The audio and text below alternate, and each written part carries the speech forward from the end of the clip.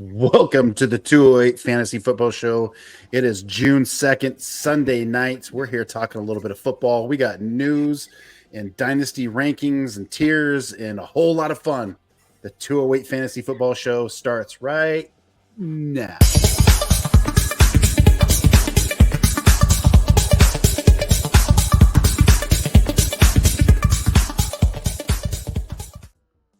Good evening, everybody. I am your host, Matt. I am joined by Justin and Chance. Gentlemen, how are we doing on this fine Sunday evening? It's been a long weekend. I got to take a nice nap today, so I'm pretty excited. Nothing like a Sunday nap. So. Hey, you know what? Naps are awesome. I think as we get older too, you enjoy the naps. So you're like, I'm gonna take a nap if I can. So Humble brag, nice. Nice. Yes, absolutely. Well, hey, let's jump right into it. NFL news. What's going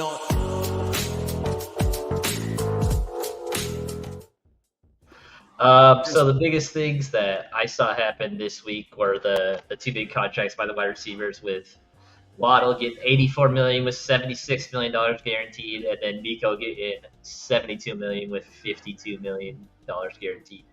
And then one thing that I thought was kind of interesting, like the annual yearly salary, like Jalen Waddle's coming in at 4. So I thought that was Jalen Waddle's really good, but he still is the 2 on that team. So AJ Brown is 1, Amon-Ra is 2, Tyreek Hill is 3, Jalen Waddle on the same team is 4. Then you have Devontae Adams sitting at right at 5. So I thought that was kind of interesting to see how those kind of rank out. Like, what do you guys think about those rankings with the annual salary? I just don't know how. I mean, Miami's gonna have to pay a bill someday, because they still have Tua coming up, and it's. I mean, you're gonna have to just draft really well for the next couple of years to make sure you got some rookies in there if you're gonna be cashing checks like that to Hill and Waddle and Tua coming up. Yeah, I agree, Chance. And all I know is that as the weeks go on, the price for wide receiver just keeps going up and up and up. And I'm going to poke fun at the 49ers. I don't know what you guys are doing, but we'll talk about that a little later. But oh my goodness, we'll who knows? But it's getting expensive to pay for wide receivers. And to kind of go with this theme, apparently the Vikings on draft night tried to trade Justin Jefferson for Malik Neighbors and something else. That's just the rumor coming out, and like me, Matt, and Chance have talked about, what's the number that JJ's got to get paid? Is it 38? Is it 40? Someone's got to pay the piper when it comes to Justin Jefferson. So it'll kind of be interesting to kind of see how that plays out. Me being a Twitter guy, I've said multiple times, the Aaron Rodgers video came out of him rolling out, looking real gimpy. So me as a Garrett Wilson, I have a ton of shares of him. I'm a little nervous with how Aaron Rodgers looks. A lot of it is dependent on him, especially with those touchdown totals coming out. There is one photo that I want to share that I kind of want to get Chance's reaction of this NFL football player. I want him to see if he can figure it out. So, Chance, you tell me which one is the first round NFL corner in this picture. Dude, it's got to be. Is it the tiny guy? Yeah, that is Emmanuel Forbes in the red shirt. So if you don't know anything about Emmanuel Forbes, so he was a DB out of Mississippi State. He is 6'1", 166 pounds. So that's him right there. He's a great athlete, all these things. He got benched last year because wasn't playing that well, but he is a first-round draft pick out of last year. And to kind of give a little bit of background, the Xavier Worthy stuff and how tiny he is, this guy – Emmanuel Forbes is 166 pounds, and I believe he's either 1 inch or 2 inches taller than Xavier Worthy. So those guys are pretty tiny. I just want to show that video, that photo, just to kind of get Chance's reaction. Matt kind of gave you the reaction earlier, so that's we're talking weight later. I'm talking weight later because that, it doesn't matter for this guy, but maybe show tease. It's gonna matter in other positions. You know what I'm saying? I think this guy looks like Lineberry. Hey, if I'm that athletic, I'll take that all day. Oh, man. Lineberry, who weighs more, you or that guy? You were that first-round pick. He weighs more than me. Nice. He's also Nice. he's also 5 inches taller than me though, so Wow. I'm denser for sure. Yeah. Nice. A couple other things. Deuce Vaughn at a Kansas State got drafted last year. Really cool moment. He got the phone call when he got drafted from his dad. He's actually taking reps at wide receiver right now. So that Dallas backfield maybe gets a little bit thinner with Rico and Zeke, with Deuce getting a little bit of play at wide receiver. If you remember, Deuce Vaughn is like 5'5", so he might be the only NFL player that I am taller than, and Chance might be taller than. So he's out there as well. One thing that was kind of cool, like me and Chance having a lot of background in wrestling, and like that's what we do during the winter. We're both head coaches. Gable Steveson got signed by the Bills. And Let's go, baby. If you know anything about Gable Steveson, so he I believe he won 2 national titles or one at University of Minnesota. And then he turned around that same year and won the Olympic gold medal in freestyle as a 20-year-old. Probably one of the craziest runs that anybody has ever seen by someone that young as a wrestler. Usually wrestlers in the Olympics speak about when they're 26 to 30. And he won the Olympic gold medal when he was 20. So is anything that you have to say about that? I just think it's super cool. Like, there's a long history of Sean McDermott being really involved in wrestling. He was a high school wrestler. He takes the owner to the NCAA finals every year. Like, that's I've always loved that about Sean McDermott. And it's cool that that's the team that's given Gable a shot, you know, and we've talked about this as coaches for a long time. Gable Steveson, like when he wins on the mat, then he just hits the most perfect, the cleanest backflip you've ever seen in your life. Like, the dude is an athletic freak. And so that background, his connection to Sean McDermott, and I think he's signed to play D-line. Like, if there's anyone that can figure it out, I think he can figure it out. You know, I think he's going to be able to figure it out. And he's still, what, 21, 22? Yep. Like, I think he's still really young. And so I'm hyped for this signing for the Bills. It's not a fantasy relevant signing, but I'm pumped for it. Yeah.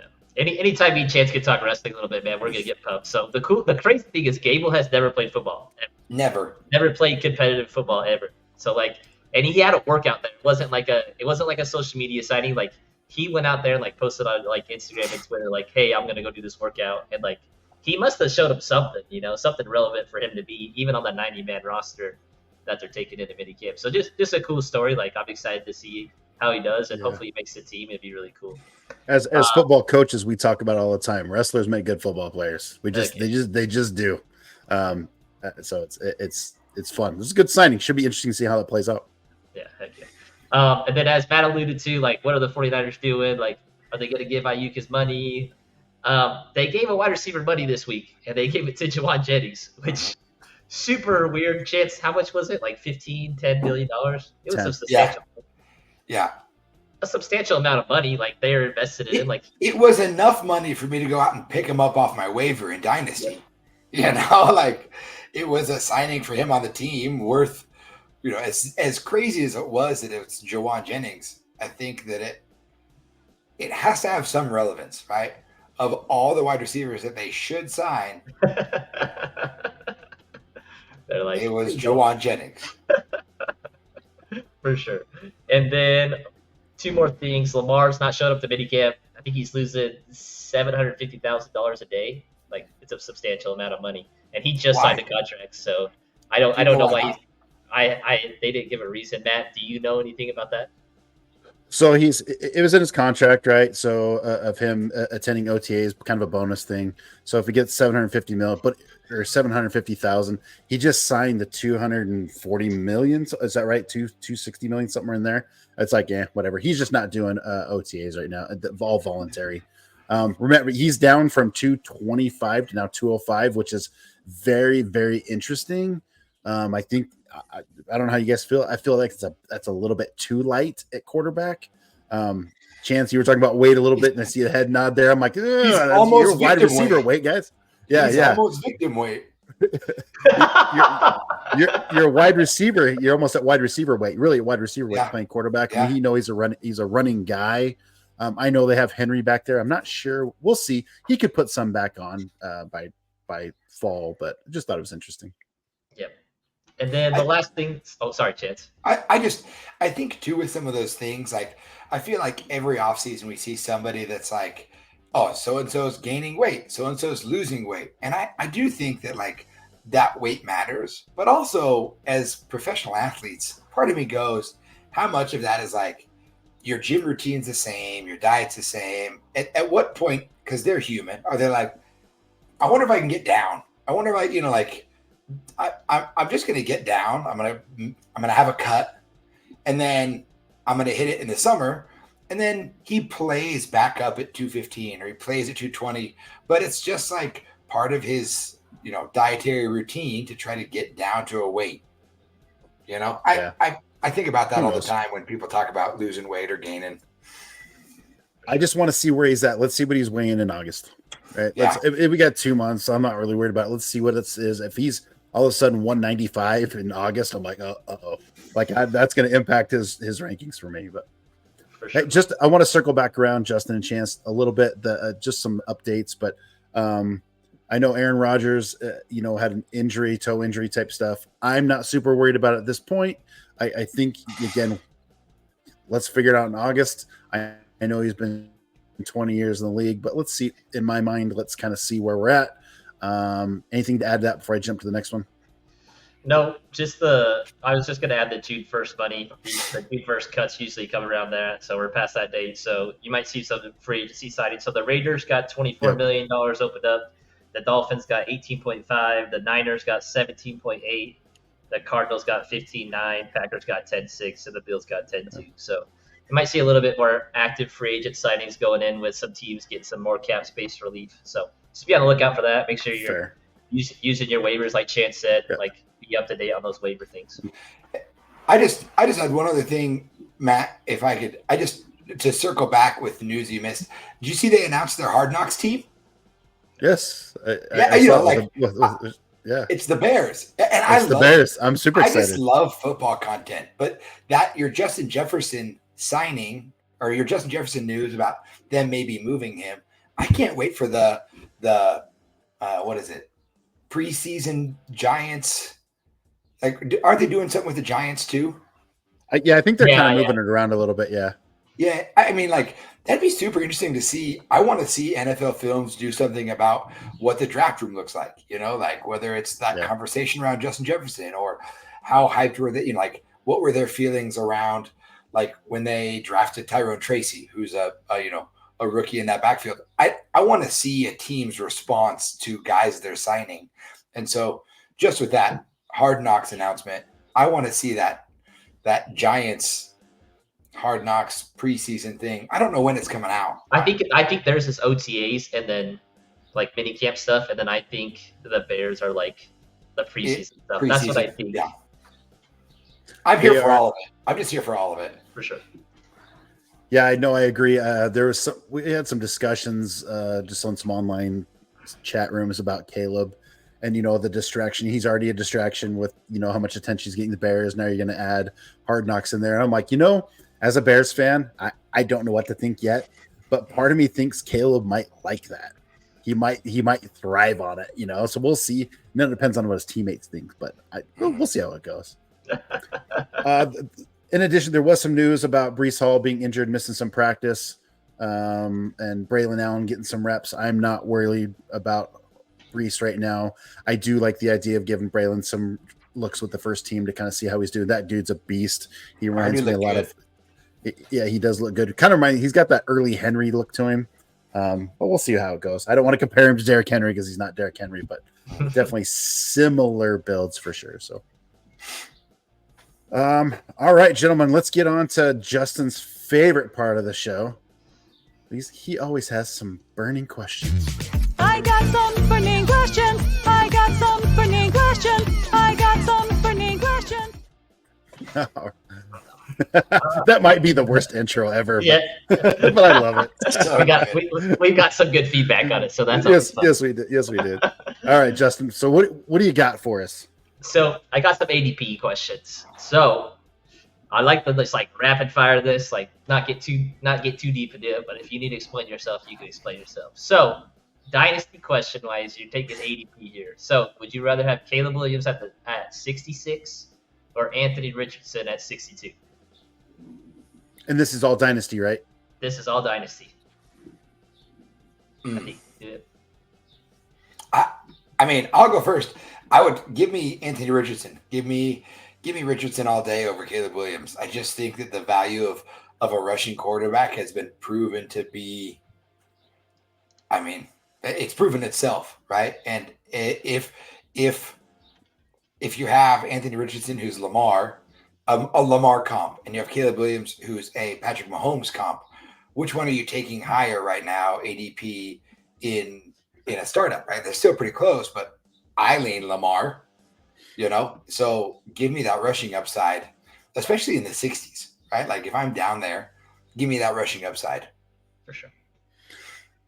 And I'm going to go opposite here, Chance. I'm going to go Caleb Williams, right? So a lot of times when you have rushing quarterbacks, they often get injured. Our injured's been 5. He hasn't proved himself yet. Nor Caleb has done anything, but if we're going to compare him to Patrick Mahomes, and maybe I'm worth taking the gamble on here, and don't fault me, I'm a Bears fan, but I'm going to roll with Caleb Williams on the dice. So he's got a good thing going around him, and we'll see how it goes. I know I'm playing a little bit higher price, but that's okay for me. We'll see how it goes. Yeah, I'm probably gonna take the shot on the ceiling with Anthony Richardson. Like he was hurt a lot last year, but I'm gonna take the ceiling and take him. All right, my next one is Devontae Adams at ADP 47 or Cooper Kupp at 68.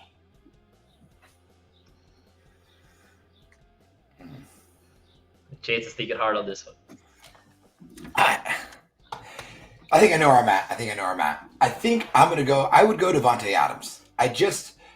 Cooper Kupp's a monster, and I think Cooper Kupp's gonna, come back to the mean. I really am nervous for Puka's value in redraft more specifically with Cooper Kupp coming back healthy. But I just think Devontae Adams is that guy, and I don't think he has reached that age cliff yet. It could happen this season. Totally could. But I still think Devontae Adams is the center point of his passing offense. And I think Cooper Kupp has to share that with Puka. So okay. I lean Devontae. Okay. Yeah, I definitely – this is hard. This one was hard for me when Justin and I talked about it yesterday. I'm going to go with the quarterback play, though. If I have a Stafford, a healthy Stafford, give me Stafford and their connection. Both these guys are older, but I'll roll with Kupp in this one, although it's really hard. That's a great point, Matt. Yeah, that's what I agree. Like that's what makes it easier for me. I'm going to take Cooper Kupp 2 rounds later all day. Give him to me. That's 20 spots. I'm probably going to fill it in pretty well. Like Devontae Adams has who? Aiden O'Connell or Gardner Minshew. Oh, don't you hate on Minshew, man. Don't cast shade on my boy Minshew. The Minshew stash. That's where I'm at. I hope he crushes everyone but the Broncos twice a year. All right, next one should be Jalen Waddle at 18. It's a high price. Or Devontae Smith at 28. So two number 2s. Mm-hmm. Both been really good. Both have good quarterbacks. So I'll go first on this one for you. I'm going to roll with Devontae Smith because I'm an Eagles fan this season, only because Kellen Moore's the OC, which is a Boise State guy, right? He's the legendary quarterback from Boise State. Okay. He did such a phenomenal job with the Cowboys. Last year was just a horrible train wreck for the Chargers, but I really like Devontae Smith this year. I think he's going to get a ton of targets in that offense. I'm glad you went Smith because, I mean, for the fact of devil's advocate, I was like, I was leaning Waddle, but now we get to have that out, That's right. I think that I just have a hard time. I know Waddle's the 2, but when I look at those quarterbacks, Tua versus Hurts, and who's going to distribute the ball better, I really hope Kellen Moore gets back to what he was in Dallas, where they were chucking the ball and having a great time. But I know McDaniels does that. I know he does it. And I know Tua is going to be top 5 in the league for pass attempts and, like yards, because that's just they just want to. They have a track team and they want to run over everyone. And so I know there's going to be volume in that offense. I don't know about the volume in the Eagles offense yet. So up front, give me the 10 spots higher for Waddle. Plus, he just got paid. Yeah, fair enough.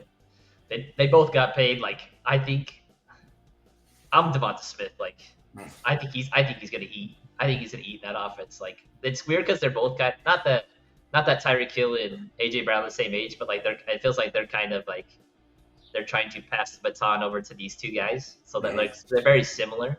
And like Chance said, like Tua's probably gonna throw the ball a lot more up, but I just have a lot of faith in Devontae Smith, and like I want the value.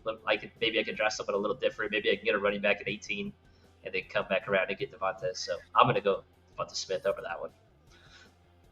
Now this next question I think is predominantly for Chance, because ever since he talked about Tank, man, I was just like, man, Tank Dell might be that dude. And so I was thinking about this the other day. So you get to take either of these two receiving cores. So you get Tank and Nico, who are the 1 and 2, just so we're clear with everybody. That's the 1 and 2. Okay? Or we all agree on that. I had some friends real strongly disagree that Stephon Diggs was the one. And I got fired up at dinner the other night. I was like, you guys don't know what you're talking about. No. So you can take Tank and Nico, or you can take AJ and Smith. Which one are you taking? Oh. Dynasty. Oh, I mean, if we're going dynasty, like if we're going dynasty, I'm going Tank and Nico. Wow. I just am. Again, I believe in the arm of Stroud. It's only been 1 year, but what he came in and did as a rookie was awesome. I still think Jalen Hurts, without Kelsey at center, still is going to get his in the red zone. He still is. And he's still a fairly young quarterback. He's going to be with the Eagles for a while. And A.J. Brown and Devontae Smith are awesome wide receivers. I think they're a top 5 receiving room. But I think that the Houston Texans are a top 4 receiving room. I think I just give me those two guys. It's hard. No, I agree. I really like the Tank Nico. However, if I'm in win now mode, give me AJ Brown, Devontae Smith. Right, that's where I'm going to go with that. So it's a little bit depending on what happens in Dynasty. Chance, I do want to ask you a kind of a pivot question on this, because Tank and Nico are going relatively close in the ADP drafts. So if you had to choose which one between the two, which one are you taking, Tank or Nico? I love Tank Dell, love him, but I think the contract to me would have me choose Nico at this point. I was most bummed about the Nico contract because I feel like it hurts Tank Dell's value a little bit, and I just think Nico right now I think he has a better shot at touchdowns, that touchdown upside, than Tank Dell does. So if I'm looking for something dynasty-wise and also to win now, I think Tank's going to eat. But I also think Stephon Diggs is going to cut into a little bit more of what Tank Dell does. And I think Nico is just going to eat downfield and eat in the red zone, especially if they're paying him like that. So I would go Nico. Yeah, hey, I won't disagree with that. You want to trade Nico straight up for Tank Dell in our Dynasty League? I would think about it, to be honest. Yeah. That's tough. I would think about it. I love Nico. He's been a fun pickup. I think I got him off the waiver wire like a year ago, so he's been a fun addition. Yeah, I certainly can see that too. Nico's probably your guy. It'll be interesting to see, really interesting to see this sophomore year with the Texans. So, all right, Lionberry, next one. So these three, I think, have been attached to the hip ever since they got drafted together. So I already know this question is going to piss Chance off. So you got to rank these three. You got to rank Drake London, Garrett Wilson, and Chris Olave. You got to rank them in which order you want them, 1, 2, 3. Mm-hmm. I'm going to go first on this because Drake's 1 for me. It's not even close. Then I'm going to take Wilson at 2, and then Olave's at 3 for me. From a dynasty perspective, Dynasty perspective. We might have lost him for a second. Yeah, Matt, you could go. You rank So- these three. Yeah, this one's tough. If it were right now, in my mind, I would have Wilson at 1, Drake at 2, Olave 3. But I think with a dynasty, and when I say dynasty, I don't like to project any more than 2 years, right? Yep. Anything past that's too far. So that right, don't go. Oh, in 5 years, it's this. It's a little bit in the future. So keep that in the mind, your back of your mind when you're thinking dynasty. But I think I like the setup that we have right here. I think I would go Drake, I would go Wilson, and I would go Olave. And this is all going to Olave is just it's the quarterback situation for me. It's worse off than what Aaron Rodgers is for Wilson. I think there's some help there on the back end coming. So anyway, that's my thoughts. Yeah, I totally get that. Like the Derek Carr thing scares the crap out of me. Like, what are they gonna do? Garrett Wilson should be good this year, but I feel like Drake has the most longevity at quarterback right now, even with the Penix pick, even how controversial it was. Like he still has a couple of years with Kirk Cousins, hopefully 2 to 3, and then after that probably Penix. So like he's not in quarterback purgatory. Like Garrett Wilson can be in quarterback purgatory next year, and like same with Chris Olave. Like Chance is going to talk a little bit about rookie quarterbacks in correlation to number 1 wide receivers later on in the show. So I'll let him kind of hit with that and see how he kind of relates those two. So yeah, I think we talked about this a little bit prior to the show, but Wilson's interesting. He had a crazy amount of targets. What was it, 148 or something like that? It was a lot. yeah, He was over 1,000 yards, but he only had 3 touchdowns. So it was tough. I think he's going to do better. Targets are not everything. We said, some people are always like targets everything. And I'm like, well, if he had 150 targets and only had 1,000 yards with 3 touchdowns, that's great. But imagine what if you had Rodgers in there just with better quarterback play. Quarterbacks make your wide receivers. That's why the question's always been around JJ with JJ McCarthy this year. But I like this setup.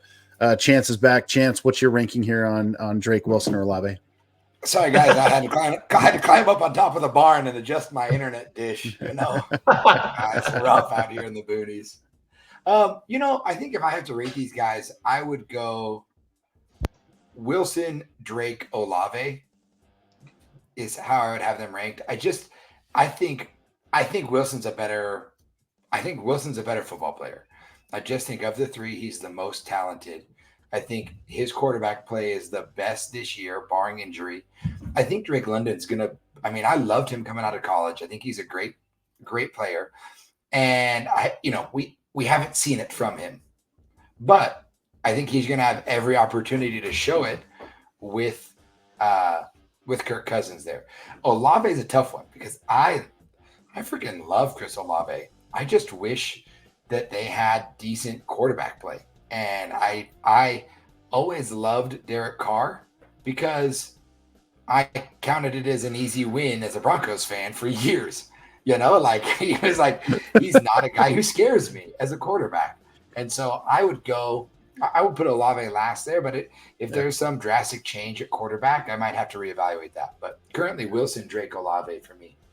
Yeah, so we're all in agreement though. Olave's number 3 there for sure. The kid's got kind of a ton of potential. We just would like to see a little bit quarterback play. for sure. Justin, next one. All right, rank these following running backs. Again, this is Dynasty, 1 quarterback state of the league. Josh Jacobs, Aaron Jones, Zamir White, there you go, Chance, and Derrick Henry. You got to rank them 1 through 4. Again, in Dynasty. In Dynasty.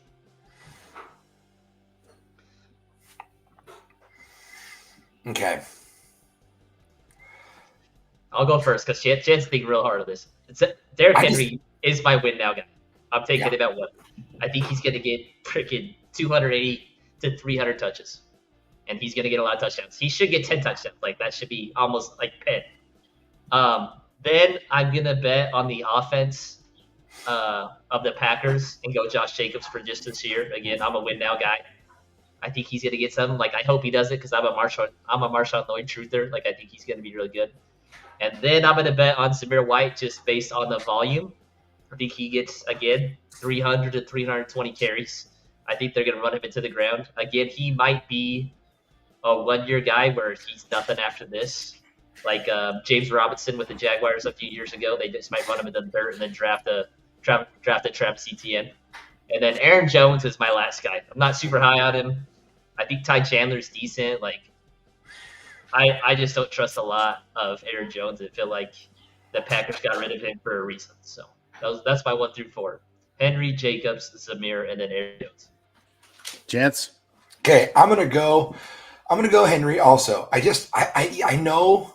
know that it's Dynasty, but again, I just think he's gonna eat. I think it's really hard for me to imagine that crown falling off this year, especially in that offense. I think he's gonna stay the most productive of those 4. And then I'm gonna take your last player and put him second. I'm gonna go King Henry, Aaron Jones, Zamir White, and Josh Jacobs last. And I think that for me, Aaron Jones and Zamir White are close. I think Zamir White was such a productive running back in Georgia, and he's been stuck behind Josh Jacobs. But I think Minnesota looked at Aaron Jones and said, we've played against him 2 times a year since he got into the league, and we know he's a weapon.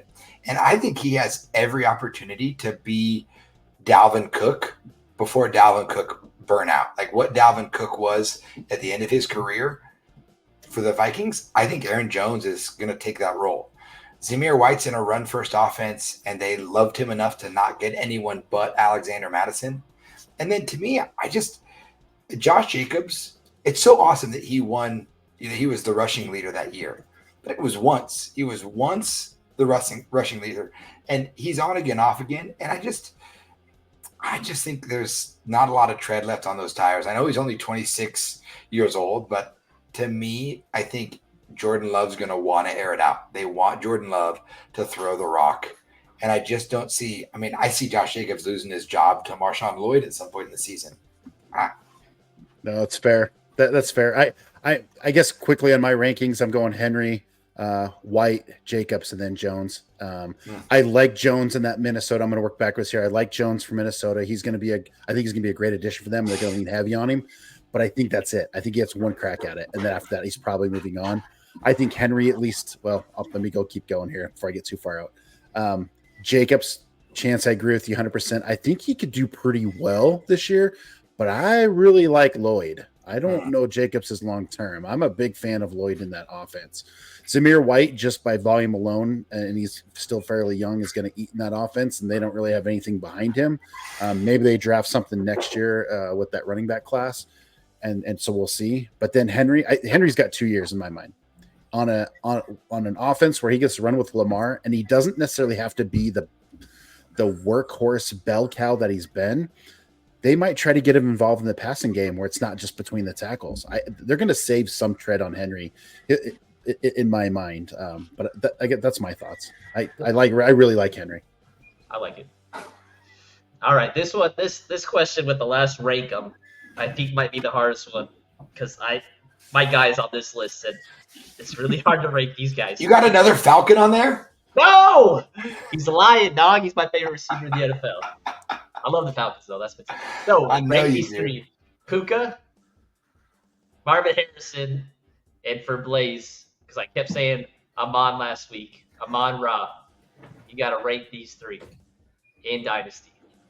This is really hard for me because I love Marvin Harrison. I think he's going to be a stud. And, what Puka did last year was not real. Like, rookie 5th rounders, right? 6th rounders. Yeah. They don't do that. Like, you're not supposed to do that. Yeah, so, and name another good BYU player outside of Steve Young. Zach Wilson, baby. Oh, yeah. Oh, Fred Warner. If we're going to be honest, it's Fred Warner. Okay, Fred Warner. There it is. Fred Warner. How about Jim McMahon? What are you talking about? Old school. I'm going deep. Whoa. That's too far. They don't got the internet back in those days. But if I was to rank it, I'm going to go my boy, Amon Ra. I love him. He's such a good receiver. He catches touchdowns. He catches a ton of balls. And then I'm going to go Marvin Harrison and then Puka. Mm-hmm. Those are my 3. Those are great, Justin. I think when I ask, because you're right, 100%. When I ask myself, what makes it hard about this? Why is this so hard? So let's start with Ra, the Sun God, right? The dude can play. The guy's phenomenal. You get that. he can't do it by himself. And I know there's some questions around. Like I just lost his name. Not Laporta. Jameson Williams. Jameson Williams, right? So can he pop off to take off some of these receptions from Amon-Ra? So it's very possible. The kid's phenomenal. Marvin Harrison Jr., we don't know what he is. We think we know what he is. We're not 100% sure yet. And then Puka, and Chance mentioned this earlier, is like, man, is he going to lose some stuff? Is he going to lose some to Cup? Him and Cup Stafford, right? They're tight. So in my mind, that makes it really, really tight. I'm like, ugh. I'm a little different, but I do like, and I'm going to roll with it because I'm going to swing for the fences. Give me Marvin Harrison Jr. If he's anything like we think he is, give him to me. The other two are closer. I'm going to go off a little more talent. I'm going to do Sun God, and then I'm going to do Puka. So those are my three. Man, that's tough. I think that I'm going to go with Amon-Ra St. Brown as my number one. Let's go. I'll agree with you. And I love Marvin Harrison Jr. I think Maserati Marv is going to absolutely eat. And I think we're going to be having the conversation in a year or two as to whether or not he's wide receiver one. I don't think that conversation is far off. But Amon-Ra right now, with what Goff's doing, with the rapport he has, with the way Dan Campbell wants to attack, I think that even the emergence of Jameson Williams, what Sam Laporta's doing, the threat of Montgomery and Gibbs out of the backfield. See what I said there, Lineberry? Montgomery and Gibbs. There's two there. They'll both eat. They both eat. I think that just sets Amon-Ra up for just more success. He has more of a chip on his shoulder. I love that clip of him listing all the receivers taken ahead of him. And again, Puka is last for me. Amon-Ra, Marvin Harrison, and then Puka. Because how many years ago was Cooper Kupp the Triple Crown winner? Was it 2-3 years ago? Yeah. I mean, it not long enough for me to know how many. I still think of him as the Triple Crown guy. So I think he's going to eat in that offense. There's only two good players for the Rams team is not that good. If you look at it as the whole roster, Matt Stafford carries that team. And I think he's going to carry it on the back of Kupp and Puka, especially this year. Okay. Yep, I agree. All right. Next, we are going to get into quarterback ADP. And just, again, we can go through this quick. So the first guy that I think is way too low on ADP, and this goes back to Marvin Harrison, is Kyler Murray. He is ADP right now is 83, and he's the 11th quarterback. So in a 12-team league, he's the second to last quarterback off the board. Give me that all day. Give me that. Which is crazy to me. What? I get Jordan Love, he doesn't have rushing. Justin Herbert, we don't know. Caleb Williams is a rookie. Anthony Richardson was hurt all year. Joe Burrow gets hurt a lot. Is CJ Stroud gonna dip? I just don't understand that. Kyler Murray, you can say what you want about him as a real NFL quarterback, but he is a really, really good fantasy quarterback. I think every year he's played 17 games, he's been the top 5 fantasy football quarterback. So 11 is a bargain for me. Mm-hmm. Yeah, I couldn't agree more. I will take Kyler Murray that low all the time. I think he has rushing upside. And now, even when he was really killing it in fantasy, he was throwing to Larry Fitzgerald, when he was throwing to D-Hop in his prime. And now he has that again. And what we all assume is a generational talent in Marvin Harrison Jr. And I also think Marv's going to pull defenses, and it's going to open up things for Trey McBride, who we saw break out last year. I think Michael Wilson out of Stanford is probably going to eat more than we'd like to think. He's going to be that underneath guy, or he could go deep. I mean, I love Michael Wilson coming out of college, but I will take Kyler Murray there all day. Though, do you have the ADPs pulled up, Lineberry? Yep, I do. Where? And I'm just asking this just out of curiosity because we laugh about this all the time. Is Tua going above or below Kyler Murray? Below, quite a bit. In Dynasty? Quite a bit, yes. Nice. That's my favorite discount. Yeah. But I love Kyler where he's at. So Chance pretty much stole my thunder. I Oh, but no, you're 100%. I'll take Kyler as high as 5. Right? If I had to push that high, I would push him that high.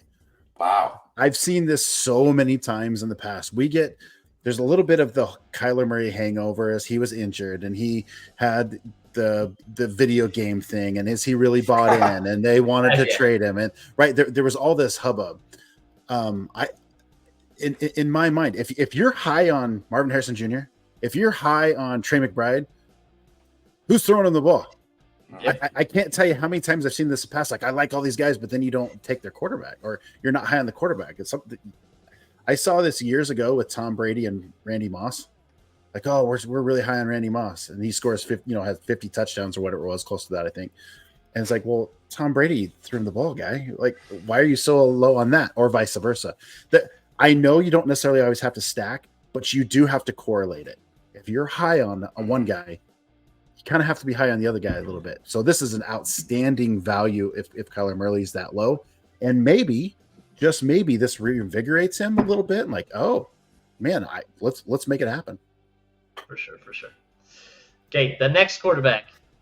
I just feel like he is such a enigma. I don't know how I feel about him. He was a generational quarterback. He's probably one of the 5 highest rated quarterbacks coming in the draft ever, like with the John Elways, Andrew Luck's.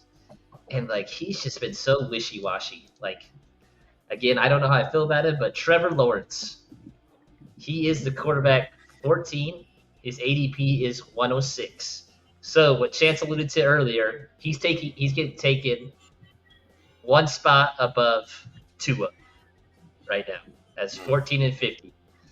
And I just don't know if he's somebody you avoid just because the inconsistency. Like, I think maybe Tua is a better value. Brock Purdy might be a better value. Jared Goff is going way below these guys. Like, Kirk Cousins as well. Like, there's a lot of guys getting way below him. Like, I don't know how high his ceiling is. He's not going to run the ball a ton. Like, they invested in wide receiver. Like, he might be a guy that I just avoid and just see, like, let's see one more year. Like, but he's a hard one for me to kind of buy into. Trevor, go ahead, Chance. I just say I couldn't agree more. I'm just out on Trevor Lawrence. I think that this year I would be so pleased to be proven wrong on Trevor Lawrence. I loved him in college. I thought he was awesome. And I think that where he's at now this year, I would love to see that leap from him with Evan Ingram, with Brian Thomas, with Gabe Davis, Christian Kirk. He's got weapons. ETN out of the backfield. He's got guys. And I would love to be proven wrong. But if you're talking about a quarterback that's outside of the top 12 for most leagues, I will take a flyer on all those other guys you named, Tua, Goff, even Stafford. Like, give me guys at a better value, and where people would take Trevor Lawrence, give me a surprise running back or a wide receiver. I think that could break out at that spot instead of Lawrence. Yeah, Chance, I agree. I'm probably out on him. If you're in a super flex, he could probably be he's a good QB2. This is a make or break year for Trevor Lawrence in my mind. He's going to have to show. It's a little bit unfair. It's not his fault with the OC changes, but they are giving him every opportunity. To Chance's point, they put a ton of people around him. They're right. Okay. Ridley didn't work out last year. He went and got paid a ton of money, which we all thought maybe he'd resign. At least I thought he would. But the kid can play. The kid's a baller. He's not in the great situation. I'm not typically a wait and see type of guy. I think that's how you can at some point you got to take a risk on a guy, right? That's how you win fantasy football leagues. You find that like, oh, nobody's expecting that. Could this be the year? Maybe. If he falls far enough, I think he's worth a snag there and try to get it. But that's my take on it. So go get him if he keeps falling. I feel too. All right. Do you want to get to the tiers or? Yeah, let's. Yeah. We can certainly do it. Let's jump in. Hey, if you are watching, subscribe to the channel, like the live stream today. ask a question. Look, us three guys are sitting here talking fantasy football, and you got questions. We want to answer your questions for you. We want nothing more than for you to dominate your fantasy football league. Bragging rights are worth every bit of it. It's so much fun. So ask away. We'll help you win those leagues. But yeah, let's jump right into the tier. Let me get that pulled up. Take just a second here. Hey, so Matt, sorry, I just say, Matt, while you're talking about we want people to win their league, I finally won my league of record this year after like 7 or 8 years. Yeah, I won it twice when we started out. And I just finally won it again. And I just received our trophy, our traveling trophy, only to find out that every single year that it has been handed to the next winner, they all left very mean notes about me every single year. So I opened it up, and this goes back to like 2016, 2017. There's notes from that far back that are very mean-spirited towards me specifically. And it's like it's been the running joke to all winners of that league. And I opened it up to all these notes. I couldn't believe it. I love it. So let's explain here quick how we ended up doing the Dynasty non-PPR Superflex. Again, it's PPR non-Superflex. It's not 2 quarterbacks. It's only one. Basically, us three went through and put tiers, tiered out our guys, our own rankings, and so on and so forth. And then we kind of did kind of combined them a little bit, kind of where they fell and so on and so forth. So we've got some discussion around it, but on average, this is where they fell. And we're just going to do the first row right here, the first tier right here. So let me jump into it. These should not be a shocker to anyone. Chase, Jefferson, Lamb, St. Brown, and Bijan. Heck yeah. My guy Bijan, baby. Any takes on this? I think in general, I think also this is how we also rank them this way. So Chase was the overall number 1, Jefferson was number 2, Lamb 3, St. Brown 4, and Bijan 5 as far as our consensus. Yeah, I think those ones make the most sense. I feel like we've all been super high on Chase. Chance could talk a little bit about Justin Jefferson when we get a chance.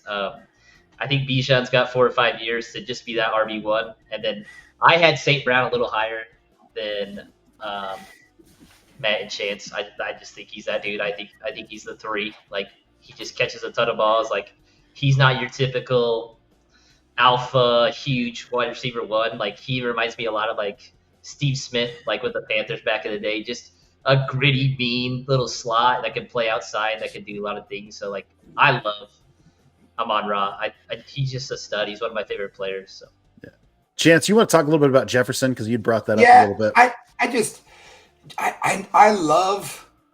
I love these tier rankings because it's easy to have beef with all these things, and I have beef with Justin Jefferson. I have beef with Bijan also, but I understand why they're in these tiers. And my biggest thing with Jefferson at 2 is I just don't like his situation. I don't like.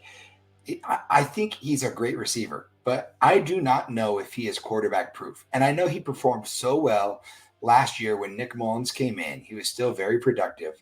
But I heard this awesome stat, and shout out to fantasy footballers who I listen to all the time.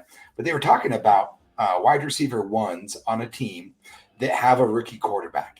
And it was some crazy numbers, like wide receiver 1s with rookie quarterbacks average 4 touchdowns a year. They average 700 yards, and they average like 70 receptions. So that's the average in the last 13 years of wide receiver 1s on teams with a rookie quarterback starting. And only 3 receivers ever have had over 1,000 yards with a rookie quarterback. And so I just think Jefferson's going to have a real hefty dip this year. And I hope he's quarterback proof. But for me, give me guys in known positions like Jamar Chase and CeeDee Lamb and St. Brown, right? Like, I know that those guys are in the same system with the same quarterback for at least the next 2 years. So if I'm doing a dynasty startup draft, I'm going to take all 3 of those guys over the question mark that is Jefferson, because I want to win now. I want to win my league. I don't want to just sit on the best player and take an L. Yeah, for sure. I think we get pretty hyped up with certain players, and I think you bring up a good point. You might have to temper your expectations a little bit with certain quarterbacks. We've all three of us talked about it before the show. Quarterbacks make your wide receivers. Could Jefferson be quarterback proof? It's possible. We just don't know yet because he's never been in that role. Like some people would say, Cousins was not a very good quarterback, but I don't think he gets enough credit for what he is. But I agree with you, Chance. I temper your expectations. I still think we like him at 2. If you'd wanted to drop him at the end of here, I wouldn't have a problem with that either. Yep. I like it. Let's see tier 2, man. You got it. Ooh. So we have Marvin Harrison, Brees Hall, Jahmyr Gibbs, Garrett Wilson, AJ Brown, Puka, and JT. So my beef with Chance on this, because he's definitely the highest. I feel like on JT, he's on that JT trade. He's been on that JT trade since the beginning. I think since he came out of Wisconsin. So why were you so low on Barkley? Like they're the same situation. Like let's be honest. Like they both have running quarterbacks. They both have above average offensive lines. They both should have good play callers. Like I feel like if you rate JT high, like you have to rate Barkley as the same. Like I feel like that is a would you rather have JT or Saquon Barkley? That should be a hard question to answer. Like if Saquon is going substantially lower than JT, like I'm gonna take Saquon all day. So here's where I'm at, and full transparency, I was low enough on Barkley that I put Barkley in my tier 4. So that's why Lineberry has beef with me. Right? Barkley for me is in my tier 4, and I have JT a little higher than that. I feel like this comes down fundamentally to me to how I've changed how I view my dynasty teams and my dynasty startups. Very shortly after I'd started playing Dynasty, I had this team that I said, oh my gosh, I am running back heavy. Like I don't even need a wide receiver 1. Like I've got stud. I was going into a year where I had JT, Javonte Williams had just had his awesome rookie season. I had J.K. Dobbins on my team. And he had just had a really good year. I felt super loaded at running back. And then it all blew up. Right? It all blew up. I had a bunch of running backs get hurt. I struggled there. And because I was so dependent on my running backs and I had built, to me, a good foundational core of young wide receivers who last longer in the league. Receivers just last longer. I struggled in my dynasty, in my dynasty league. And so the reason why I have Barkley so low, and again, probably too low, honestly, you can call me out for it. He's probably too low. But for me, if I'm rebuilding or I'm in a dynasty startup, it's just like that 0 RB theme for redraft that people talk about. Give me all of the number 1 wide receivers, and I will take and find running backs later. I'm high on JT because I don't think there's anyone behind him that really like they have committed to him and what he's going to do. And yes, he has an injury history that's no different than Barkley's. And again, Barkley is the quad father, right? He should be a liar. He's great out of the backfield, all of those things. But even in my rankings, I have Bijan a tier lower. I have Gibbs a tier lower. I'm just going to bank on some of those proven productive running backs. And you're right. Barkley should be in my tier 3. I'm so sorry, Lineberry. That's okay. That's all I wanted. Yeah, Barkley's not even on. We're not even at tier 3 yet, but I can understand, why JT over Barkley. I understand that. I like JT as well. I think if AR5 can stay healthy, it's going to open up lanes for JT. Now I understand Barkley's got a better offensive line, but it's almost splitting hairs, and it'll make sense here in a minute. For me, I'm big on Gibbs. I think Gibbs is going to eat a lot. And I had, just as a side note, I had Marvin Harrison Jr. in tier 1, which is the first part of our tier 2. So I think in general, but outside of this, I don't see anything out of these tier 2s that weren't anything crazy for sure. So I'm going to jump into tier 3. There he is.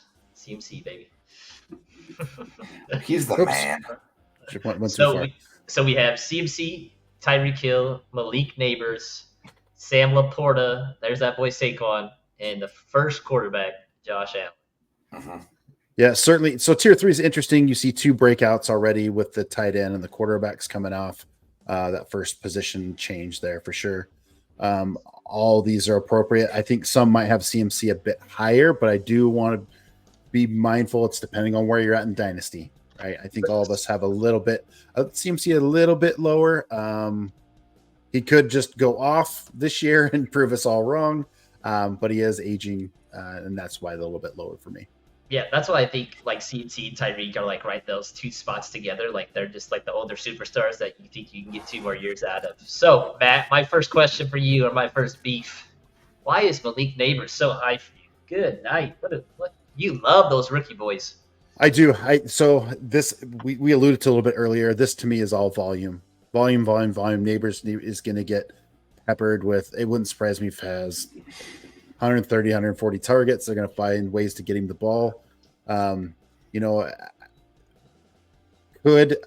wishful thinking here, but could Daniel Jones, as a bold take, all of a sudden with Neighbors and a true number 1 now, be better? Could he? It's like, oh, wait a minute. We just had to get him some decent weapons, and Neighbors could be that guy.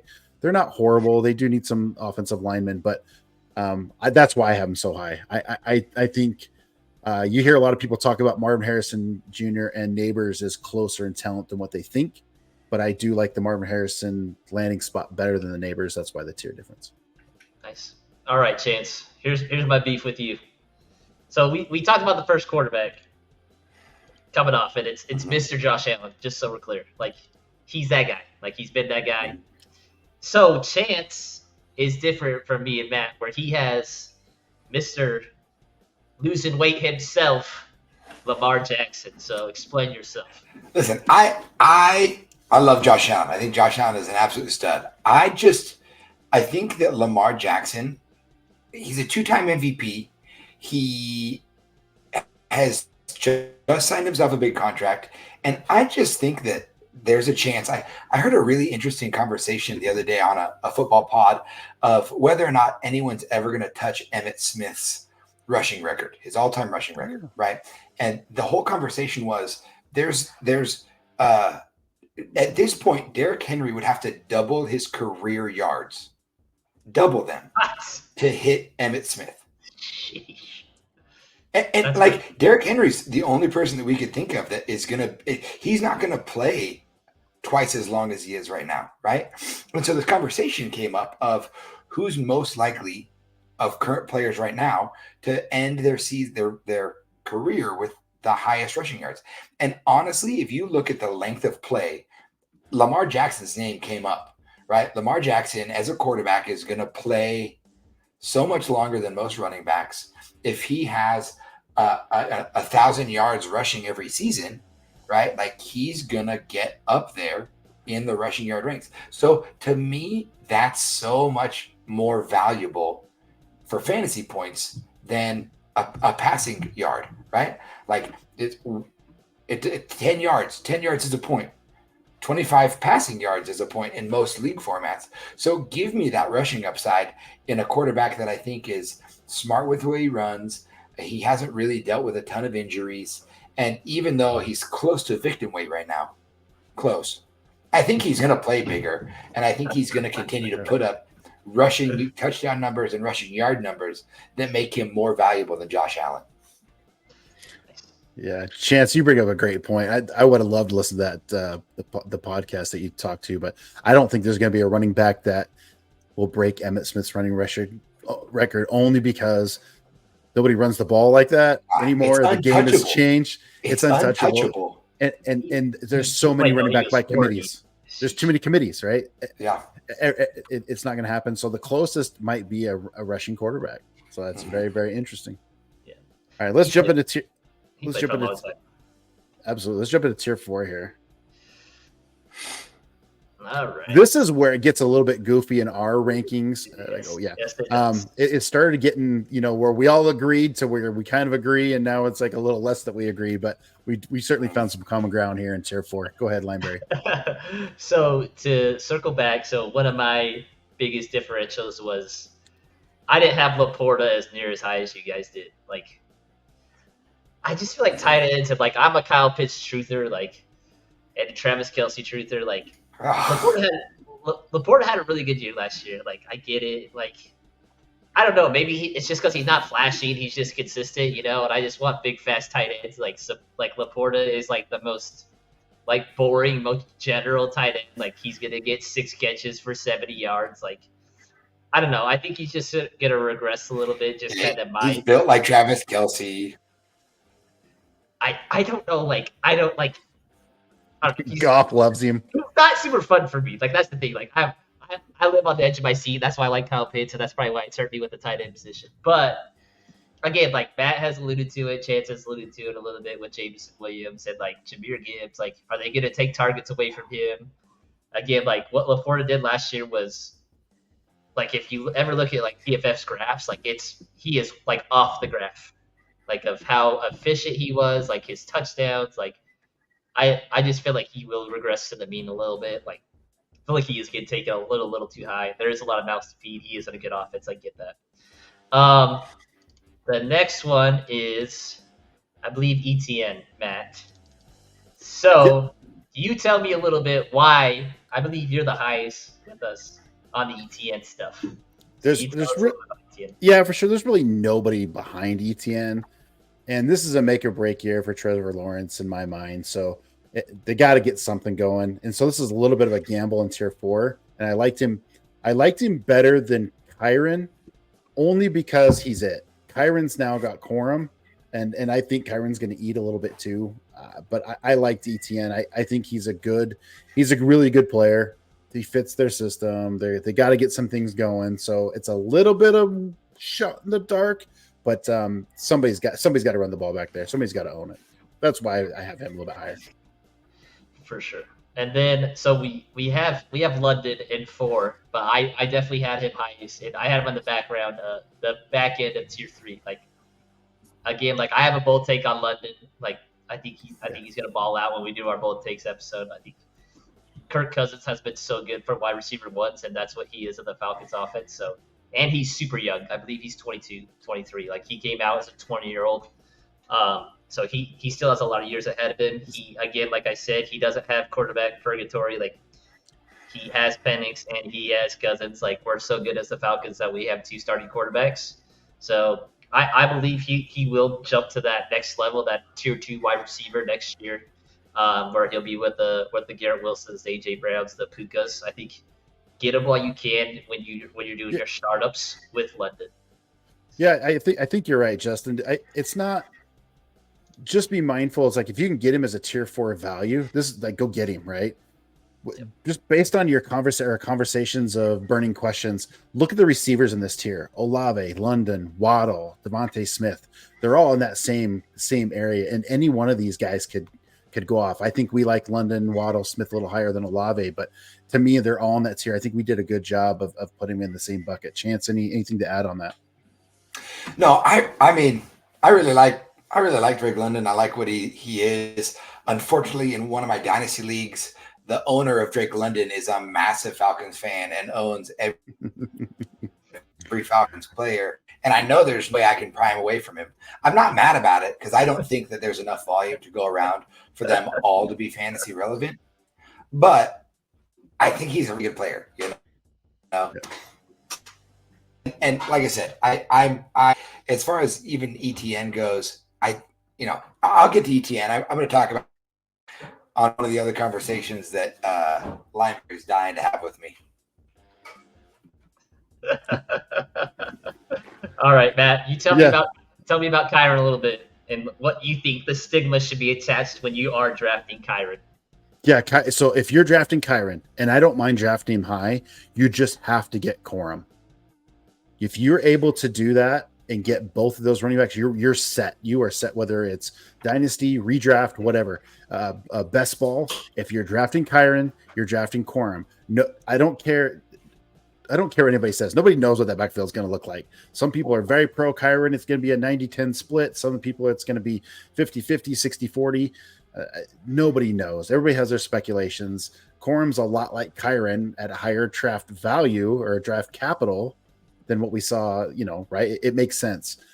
Kyron got injured a little bit. It would have been nice to have a Corum last year. So Sean McVay, he likes the one guy. If you look back a few years ago, he was running back by committee. So in my mind, get them both. If Kyron, get Corum. I don't know what the ADP spread is on that off the top of my head, but get them both.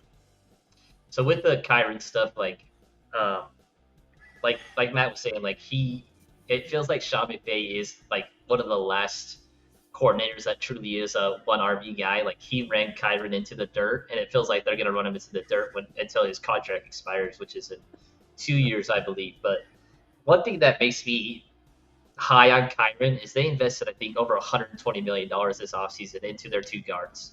So they invested a lot in those running backs. And like a big thing with fantasy is like invest in good offenses. And like Sean McVay, time and time again, has had a good offense. So like invest in that. Like if he does go down, like you still want a bit of that offense with Blake Corum, and you can probably get him pretty late. I'll look up his ADP, but like you can probably get him super late, especially in those in just standard redrafts.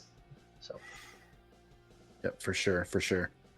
Let's bounce to tier 5 before we get ready to wrap this up. Some interesting names in here, and again, we were very spread throughout on this one. All right, Chance.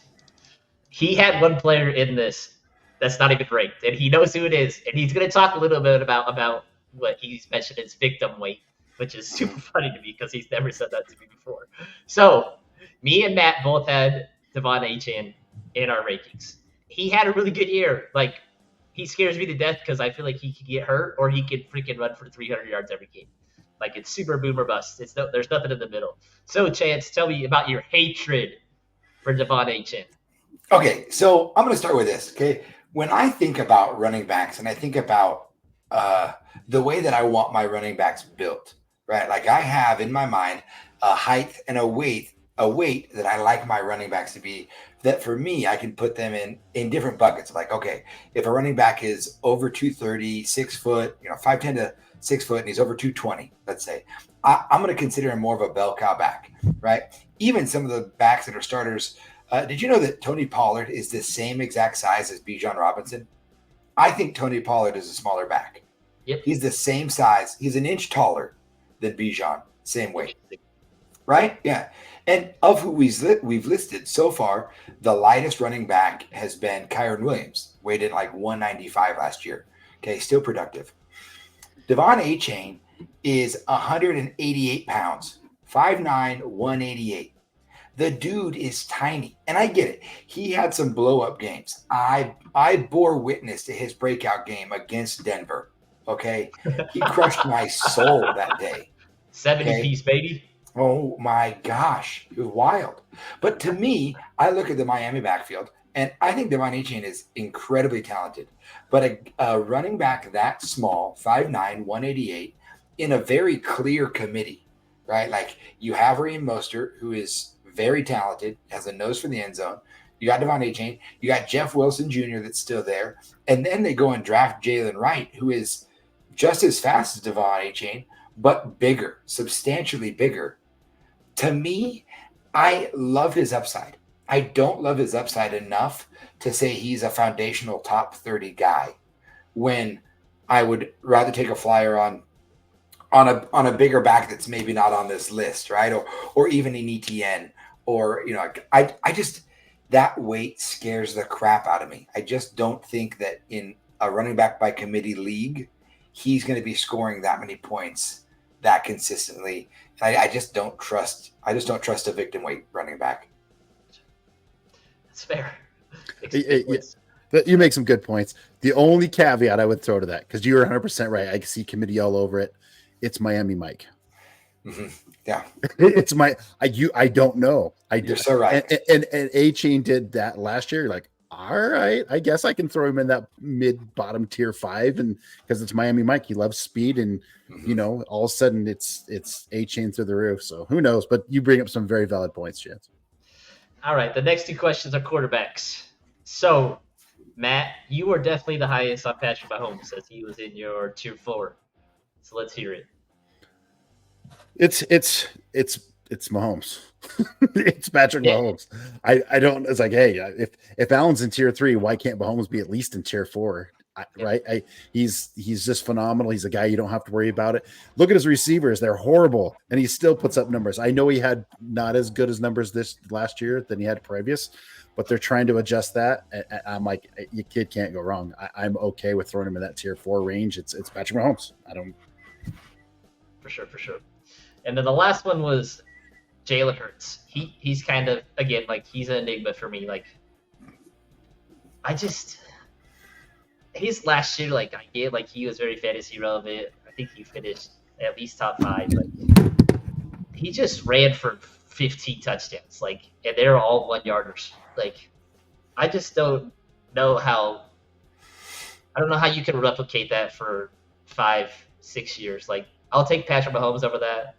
Like, I'd probably take Joe Burrow over that, just because I feel like they're going to be a lot more consistent. Like, again, like, I have pretty high hopes with Kellen going over there that they're going to sling the rock around a little bit more, and he'll up those passing yards a little bit, because he only had 22 passing touchdowns last year, and like where he really got his points was his 15 rushing touchdowns. So again, like, he's probably not very high for me when it comes to quarterbacks in redraft. Like, I would probably rather take a shot at Kyler and those lower guys, and like a Tua, like, where I don't have to pay a ton. Like, you're probably gonna have to pay around 5-6 for Jalen Hurts, where I could probably wait for Kyler in 9 or 10, which I'd probably rather take that price than what Jalen Hurts is. And like Chance has said, like, I'd probably be more comfortable taking a wide receiver in that round, or my tight end 1, like whether that's Trey or Sam Laporte, or like, I'm probably way more comfortable doing that than taking Hurts.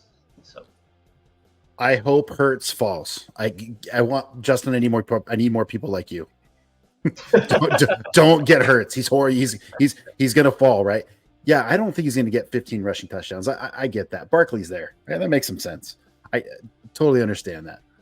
If he can do anything like Dak did the Cowboys under Kellen Moore, there is a chance he is league MVP. Yep.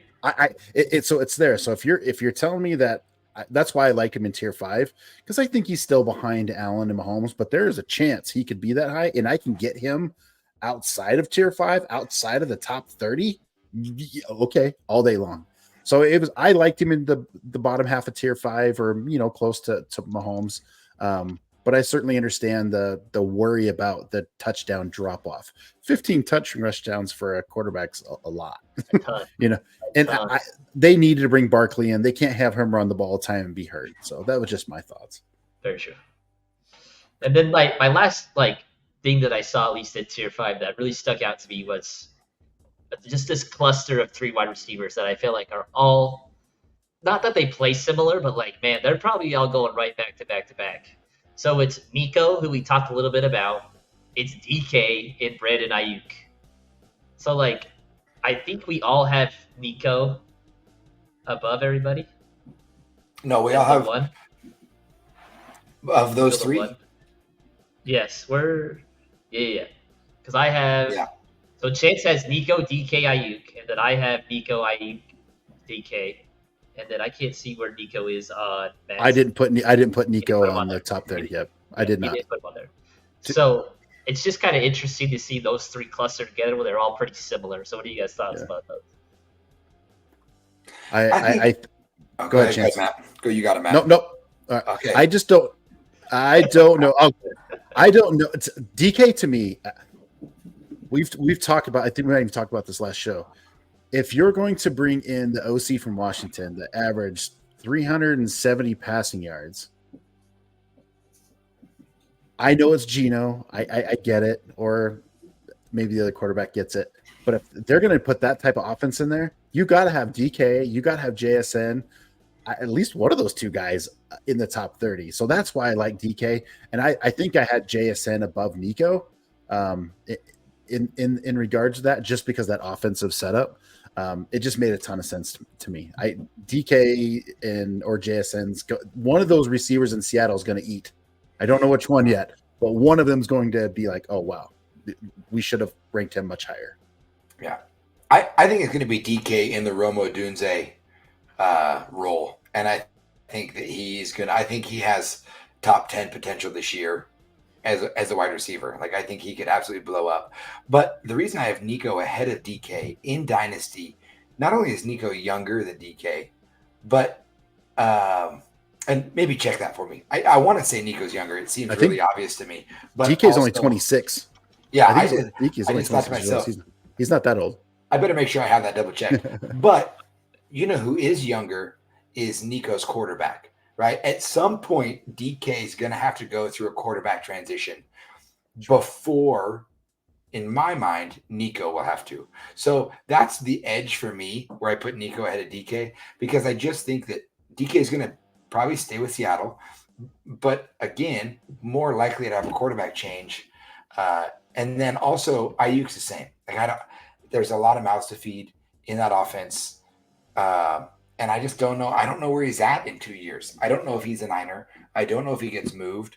You know, it's just enough questions for me to rank them: Nico, DK, Ayuk.